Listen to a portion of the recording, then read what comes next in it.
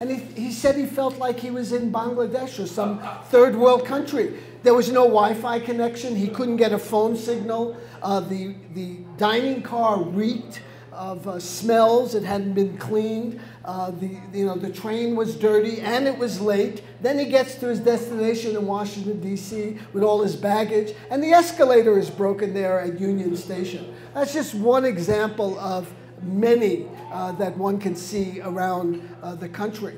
So I think it's really interesting that there's all of this work that needs to be done. This is acknowledged by everyone. There's a lot of work that we need to do to, restore the educational system, to build schools, to build swimming pools, rec centers, to construct trails. I was on some trails the last couple of days up here in the Rockies. Those were done by human labor.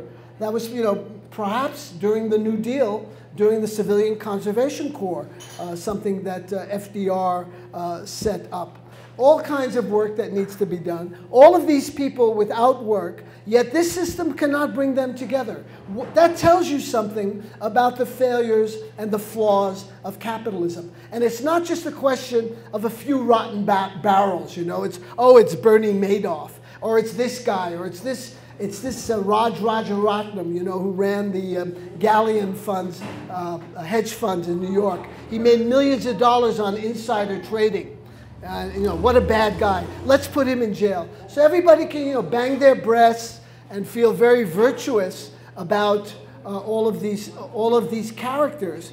But what escapes scrutiny is the barrel that produces these characters.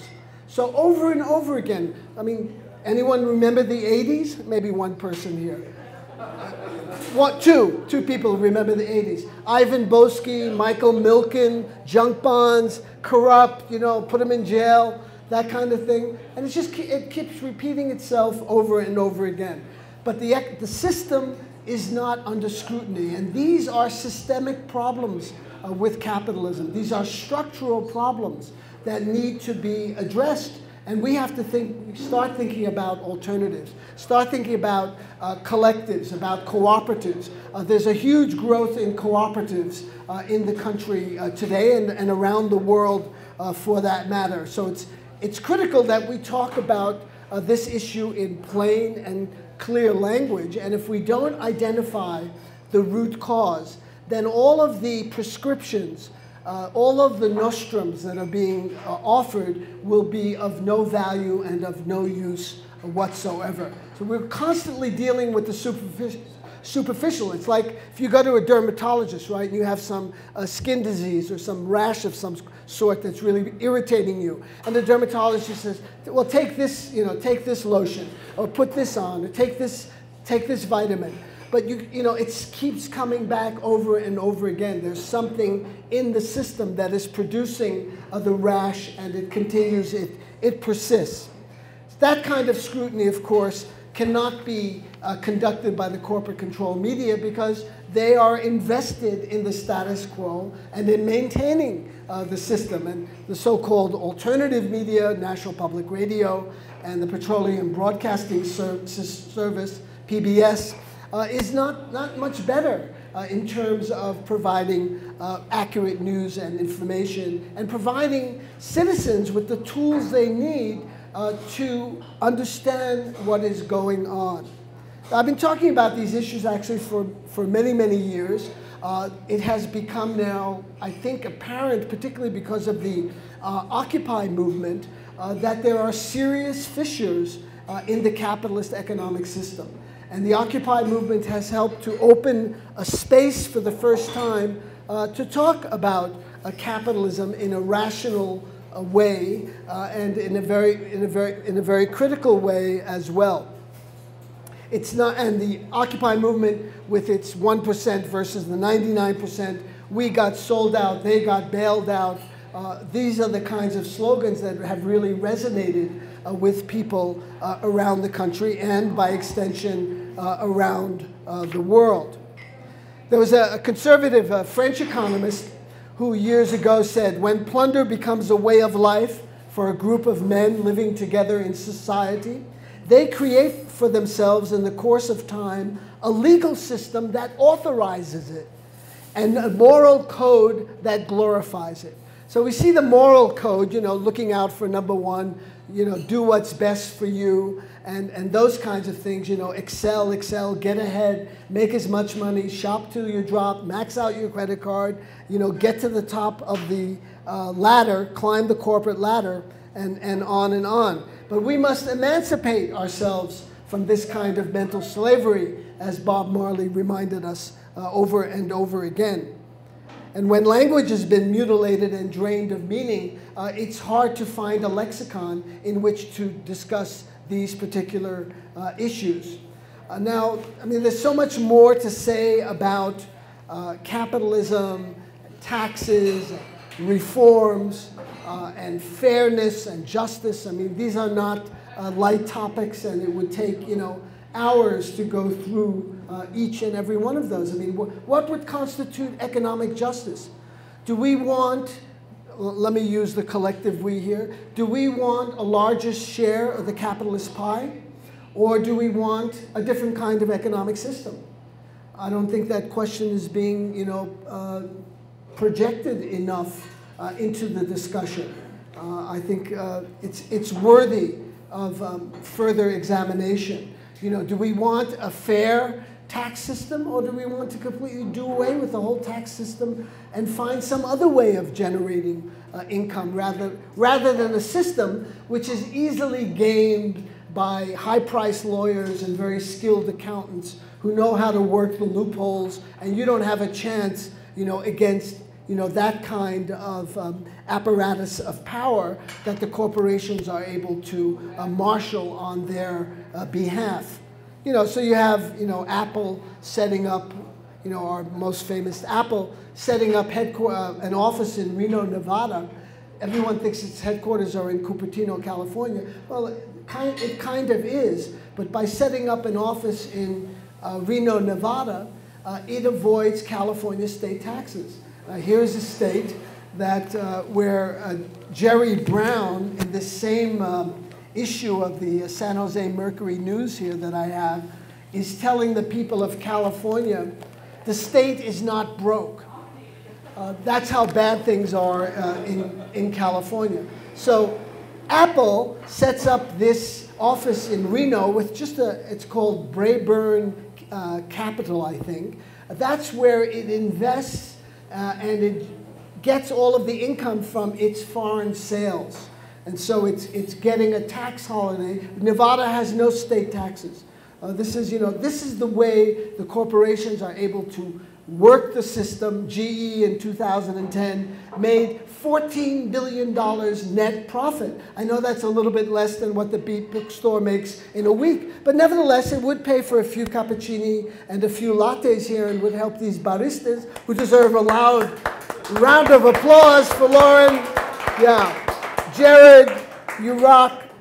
It's a little bit less than they make in their tips, but still not bad. 14 billion, not paying a penny on that income because it was all generated from overseas sources. And this is the really existing nature of capitalism today, not the fantasy that's taught in economics departments at CU, but actually existing capitalism is state capitalism. It's highly autocratic. It depends on massive government intervention to the tune of tens of billions of dollars given in subsidies to some of your favorite corporations like Monsanto, ConAgra, Archer Daniels Midland, and those military... Exxon, all of them. And those military industrial contractors, some of whose names I mentioned to you earlier. So I don't think that's going to do the trick either. So what, well, David, you're here pontificating capitalism bad, you're saying 2 legs bad, 4 legs good. Well, I'm saying that the time has come, as the walrus says, to look at what this system is producing. A Canadian academic in Ontario, James McMurtry, compares capitalism to a cancer. It's a tumor within us. and it constantly is metastasizing. It has to metastasize. It's not because it hates us. It doesn't have, it's in its DNA, just like it's in capitalism's DNA to expand, to consume, to push, to plunder, to loot the environment, to maximize profits. It's all about profit über alles. It's not about community. That's what they use rhetorically. There's a full-page ad in today's New York Times from another one of your favorite corporations, BP, formerly known as British Petroleum, formerly known as the Anglo-Iranian Oil Corporation, which was responsible for the destruction of democracy in Iran in 1953. Full-page ads in the New York Times, you know, touting their credentials about how much they love the environment, how green they are, how sympathetic they are to human needs, and on and on. You know, if Goebbels were alive today, the Nazi propaganda minister, he would be in awe of these guys because he was just a piker compared to the kind of propaganda that is able to be generated through the internet, through print, through electronic media as well, and social media. So this plunder of the earth, I've been thinking about in terms of, I always like to go to fiction and to poetry to try and understand things. So for me, to understand imperialism, Joseph Conrad's Heart of Darkness is the best single book on the topic. And for capitalism, my mind and my eyes and attention turn to Melville's Moby Dick. Ahab is capitalism. He cannot help himself. He has to destroy the white whale. Who is the white whale? The white whale is nature itself. It is the earth. It is purity. It is innocence. And the crew of the Pequod from all of these different nations, as Melville drew them in and portrayed them, that's us, the general population. So we have to think, you know, in those kinds of terms. How can we save the environment? It's not going to come from capitalism, brothers and sisters. It's absolutely in its DNA to destroy the environment, while, of course, announcing that it's going to protect the environment. Loot, plunder, extract. Look at the tar sands in Alberta and the pipeline that the Obama administration will approve, and certainly if there's a Romney administration, it will certainly go ahead. And one of the things that Paul Cienfuegos and John Bonifaz and David Cobb and others who are part of the Move to Amend movement and talking about corporate power and repealing the loathsome Citizens United bill, is that our strategy, the strategy of activists, is to address one harm at a time, one grievance at a time. Let's fix this problem. Let's stop the tar sands. Okay, it's important to stop the tar sands project from going forward, but we have to think in much larger terms, in systemic terms, in structural terms, rather than addressing and basically going on our hands and knees to the corporations and asking them to be kinder and gentler to Mother Earth. It's not going to succeed. It's a strategy that is ultimately doomed to failure. Trickle-down neoliberal economics is only working for the 1%. You remember that Reagan slogan, the rising tide will lift all boats? Well, what they didn't tell you was the boats that were lifted were yachts, and everybody else's boats, our boats, were canoes and kayaks, and we went right down to the bottom of the sea. And that's what's happened during this incredible transfer of wealth. From the early 1980s to 2012, the greatest transfer in wealth probably in the history of the world, from the bottom and the middle to the upper crust. And so for them, the system is working. Let's say the system is not working. It is working for the 1%. It is very, very successful. But Justice Louis Brandeis, who was appointed to the Supreme Court by Franklin D. Roosevelt, he said, I think very prophetically, you can have great concentrations of wealth or you can have democracy, but you can't have both. And that's what we're seeing right now. We have a plutocracy, we have basically an oligarchy, a system that, again, quoting Thomas Friedman on C-SPAN on Saturday, he said Congress is basically a forum for legalized bribery. That's what he called it. You know, Friedman is no radical. But he's calling it a forum for legalized bribery. Bernie Sanders on Bill Moyers said basically the same things. We're heading toward an oligarchy. The democracy is in name only. The demos, the people, have no power. They have no say. They have basically no influence. If they did, if we did, we would have universal health care. We would have free public education. We would be protecting the environment in the way the environment needs to be protected. All of those things are greatly wanted by the people in this country, but the political system, which is owned and operated by the Fortune 500, by the 1%, is not going to give ground on any of those things because it's not profitable. And they're, of course, simply driven by profits over and over again. It was that radical, if he were alive today, Dwight Eisenhower would not have a place in the Republican or Democratic Party. That's how far to the right this country has moved in 60 years. I mean, this was a former five-star general, commander of all Allied forces in Europe, leader of the D-Day invasion, yada, yada, yada, two-term Republican president of the United States. In 1953, when he became president, he announced that every penny that is spent on the military is a theft from people, from children who are hungry and who are cold. He used those words, it's a theft. And he closed out his presidency in '61 on January 17th, warning the country against the growth of a military-industrial complex. If he were alive today, he wouldn't recognize the United States of America, this global hegemon that straddles the earth with hundreds and hundreds of military bases and weapons of mass destruction, the Lord of Darkness, as it were. And that's how much the political atmosphere in the country has changed. But he did have a good thing to say in that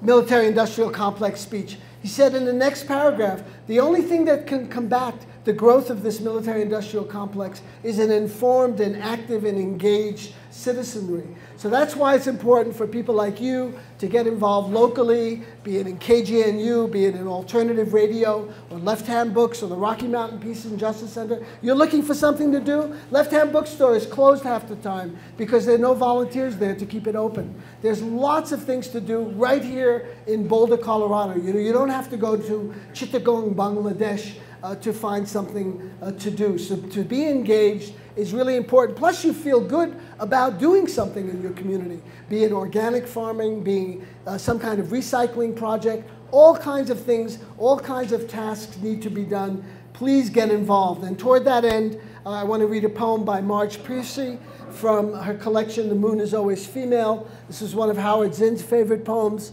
Howard Zinn would have been 90 years old on August 24th. This is about solidarity. It is about the we. It's not about the individual. It's called The Low Road. What can they do to you? Whatever they want. They can set you up, they can bust you, they can break your fingers, they can burn your brain. They can do anything. You can't stop them. You're just one person. How can you stop them? Alone you can fight, you can refuse, but they'll just roll over you. Two people can keep each other sane, can give support, conviction, love, massage, hope. Three people are a delegation. With 4, you can play bridge and start an organization. With 6, you can rent a whole house, eat pie for dinner with no seconds, and hold a fundraising party. A dozen make a demonstration. It goes on one at a time. It starts when you care to act. It starts when you do it again and they said no. It starts when you say we and know who you are and who you mean. And each day you mean one more. Marge Piercy. Yeah. I mentioned Arundhati Roy, the great Indian writer and social justice activist. She wrote this 10 years ago. Fortunately, power has a shelf life. This is prose, obviously. Fortunately, power has a shelf life. When the time comes, maybe this mighty empire will, like others before it, overreach itself and implode from within. It looks as though structural cracks have already appeared. As the war on terror casts its net wider and wider, America's corporate heart is hemorrhaging.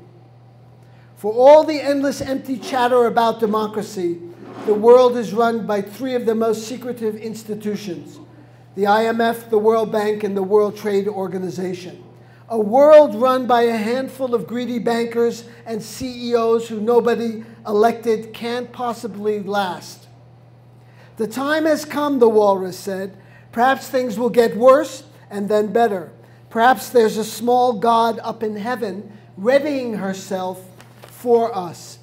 Another world is not only possible, she's on her way. Maybe many of us won't be here to greet her, but on a quiet day, if I listen very carefully, I can hear her breathing. Arundhati Roy. So get involved, talk about issues, find kindred spirits, build democracy, build community. I'm going to close with one of my favorite songs from one of my favorite artists and inspirations, Gil Scott-Heron, who died a couple of years ago, prematurely, sadly. Perhaps his most famous work is The Revolution Will Not Be Televised. Well, of course, as an editor, I've had to update his lyrics somewhat, so you'll forgive a few editorial intrusions here. Let me get hydrated here. And this is set to Night in Tunisia, Dizzy Gillespie. The revolution will not be televised. You'll not be able to stay home, brother. You'll not be able to plug in, turn on, and cop out. You'll not be able to lose yourself on Star Trek reruns, skip out for beer during commercials, because the revolution will not be televised. The revolution will not be televised. The revolution will not be brought to you by J.P. Morgan Chase, Wells Fargo, Bank of America, or Citicorp in 4 parts without commercial interruptions. The revolution will not be televised. The revolution will not be brought to you by CBS, PBS, MSNBC, CNN, NPR, or ABC, and star Julia Roberts and Tom Hanks. The revolution will not give your mouth sex appeal. The revolution will not get rid of zits. The revolution will not make you look 5 pounds lighter, because the revolution will not be televised, brothers and sisters. The revolution will not be televised. You'll not have to worry about your iPhones, iPads, iMacs, iClouds, or iPods. The revolution's theme song will not be written by Justin Bieber, nor will it be sung by Lady Gaga. The revolution will not be televised. The revolution will not be right back after a message about a white tornado, or a whiteout, or white lightning, or white chocolate, or white people. You'll not have to worry about a dove in your bedroom, a tiger in your tank, or the giant in your toilet bowl. The revolution will not go better with Coke, Pepsi, Diet 7-Up, or Sprite. The revolution will not fight the germs that may cause bad breath. The revolution will put you in the driver's seat. The revolution will not be televised, not be televised, not be televised. There'll be no reruns, brothers and sisters. The revolution will be live. Thank you very much.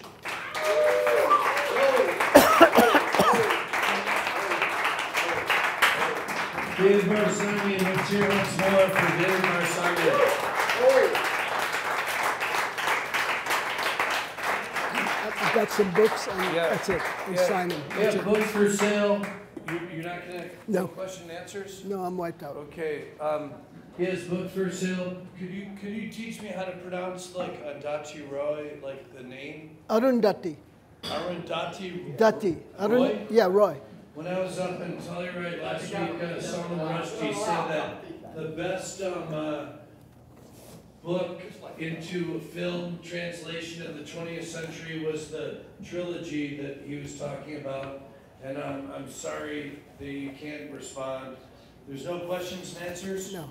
Okay, so if you'd like to buy a book, they'll be happy to sell it. So thank you all for coming. Good night. Don't forget to tip you. My friend over here.